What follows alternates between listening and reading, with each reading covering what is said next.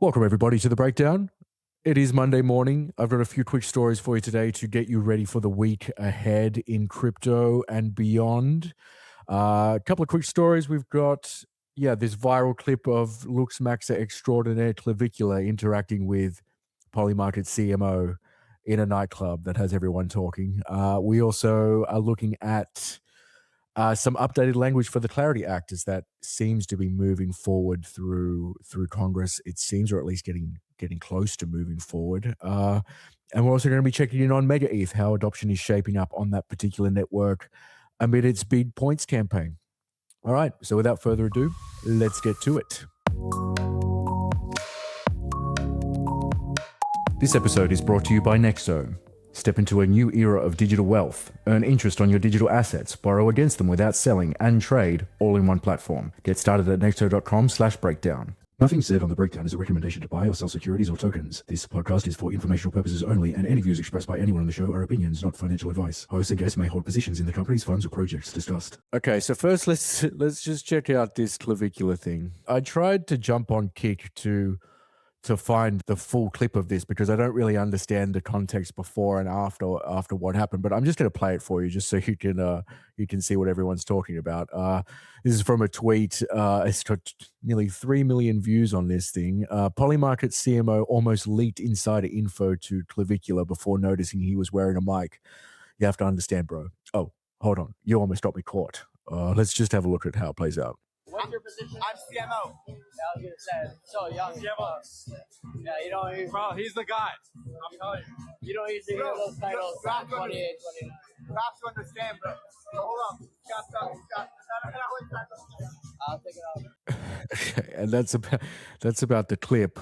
I'm not too sure what we're meant to read into this, but I mean, if you've been to nightclubs before and if you've talked to many people that are at nightclubs, it looks like it looks about par for the course for interacting with this particular crowd. But I mean, was whether or not the Polymarket CEO was really ready to leak insider info, I'm not too sure. It just seems like he was brag maxing, let's say that. But I mean, I will just say it's just, if we are headed into a world where, you can run one-person AI companies, everybody can vibe code a competitor to terminal or whatever, we are going to have more of this type of thing happen with incredibly valuable companies. So for one, I think like reacting to this in a negative way is a little bit like okay boomer behavior. That said, I mean, we don't really know what happened before and after this clip, but what I will say is that Clavicular has not been shy about his dislike of crypto in general. I mean, there's clips of him talking smack about Bitcoin and all that kind of stuff, and Clavicular is massive, and just like live streaming in general, like if you're not too on board with what's happening in that part of the internet, for one, I think you should jump on Kick and have a look at what the live streamers are doing and what's happening. I mean, and the grand irony of Clavicular not being into crypto is that when you look at his live streams, half of it is him just playing gambling casino games on his live stream. So there's a little bit of irony there, but I don't think I'm saying anything that you don't already know. But crypto is not really it's not really well liked out there amongst the general population. I think that if you're in crypto and if you're on crypto Twitter or whatever, you're in an echo chamber. And if you get outside of that echo chamber, people are very suspicious of crypto.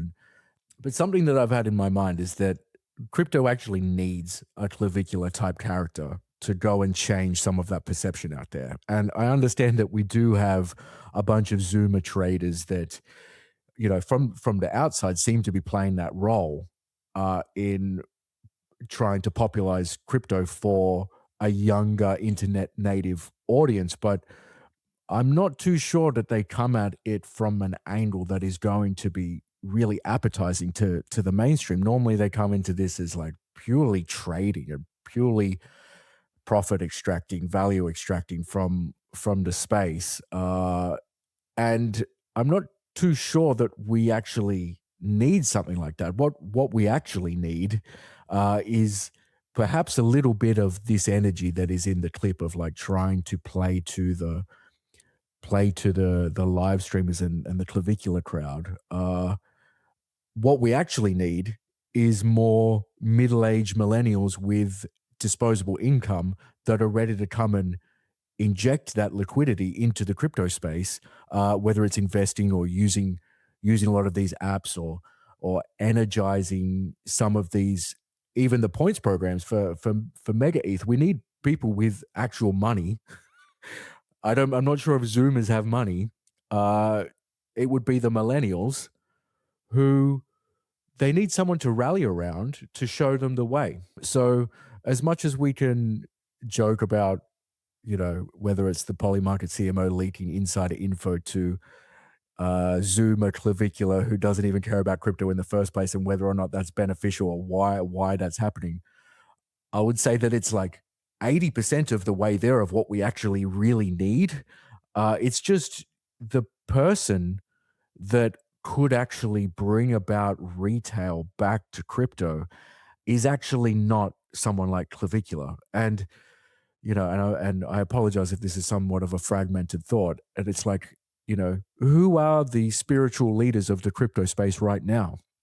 I mean, Bitcoin has Michael Saylor, and nothing against Michael Saylor, but and I really just mean this in with the most respect.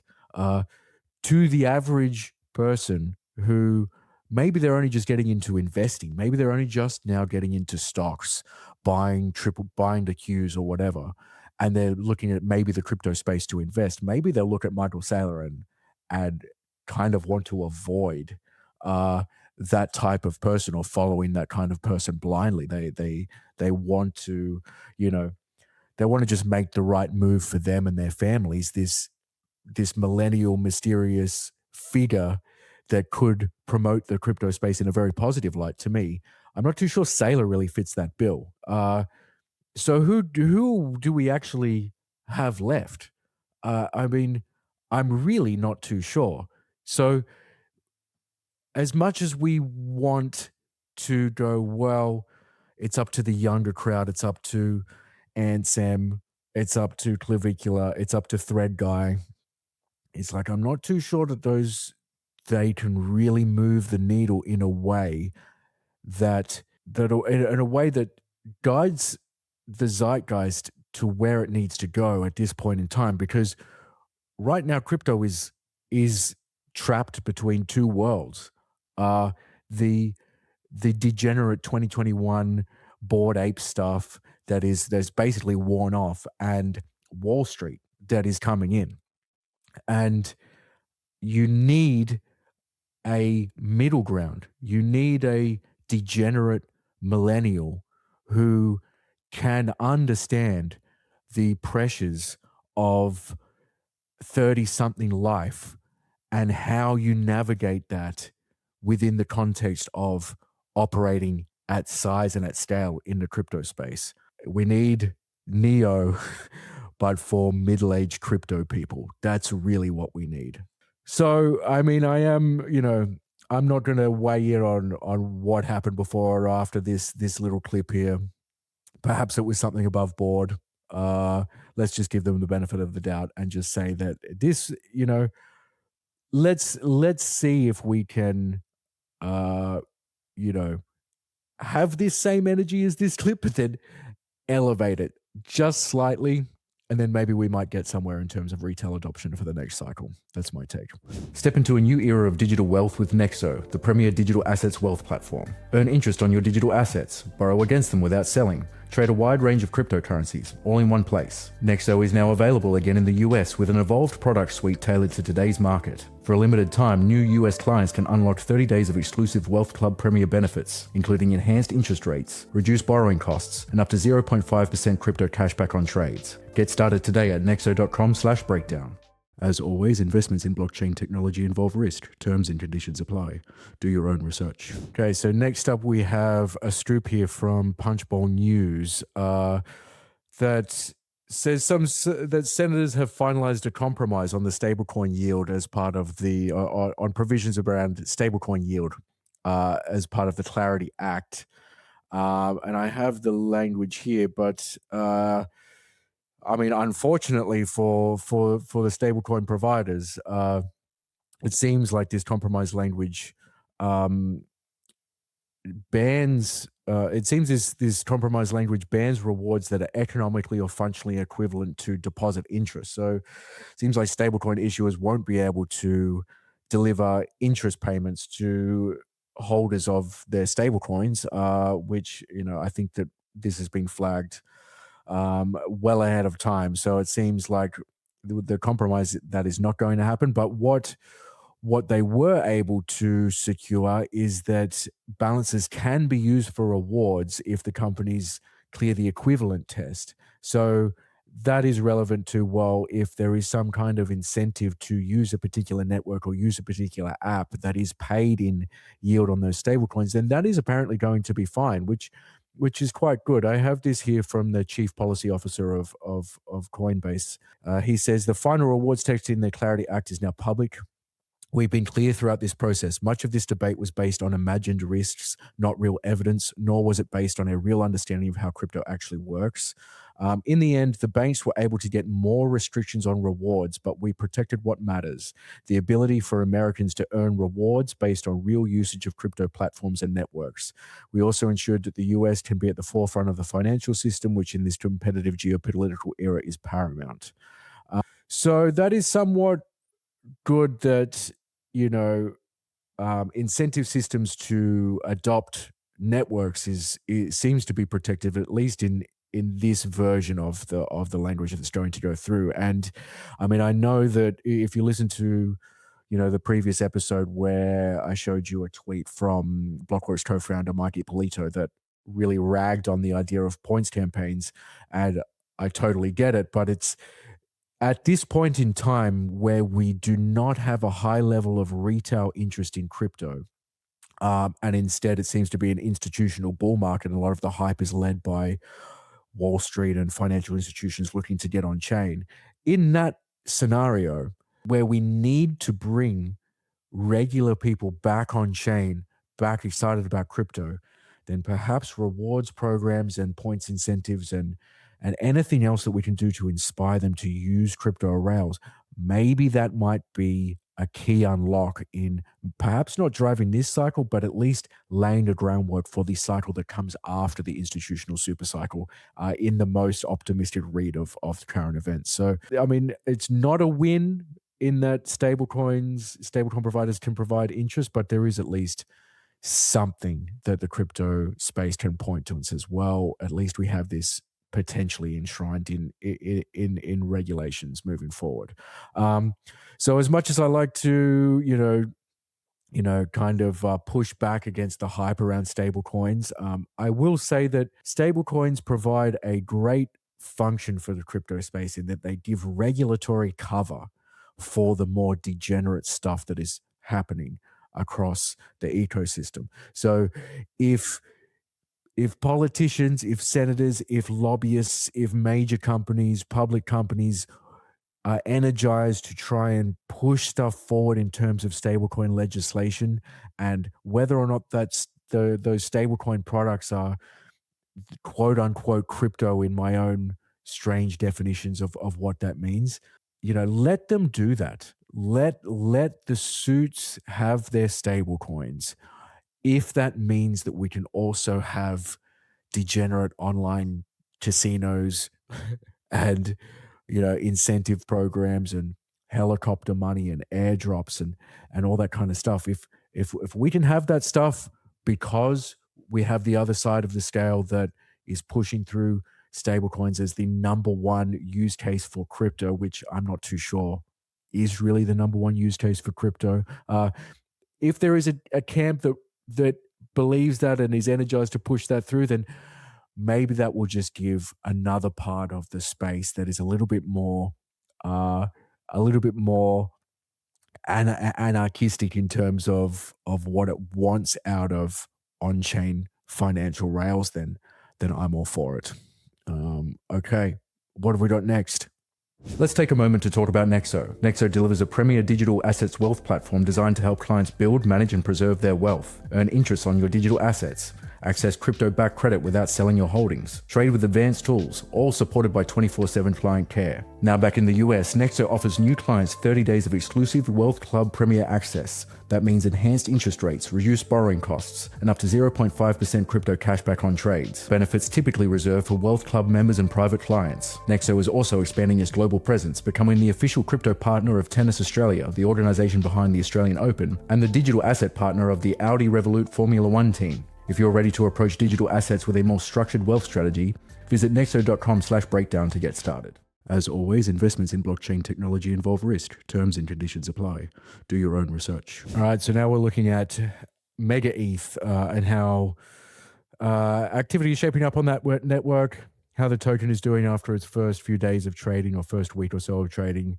As you can see on my screen, I mean, we're now down to a market cap of around 142 million. So I'd say that at least the first portion of the price discovery after launch has been completed. It's down about a little bit more than a third in its value. I think it listed at 20 cents.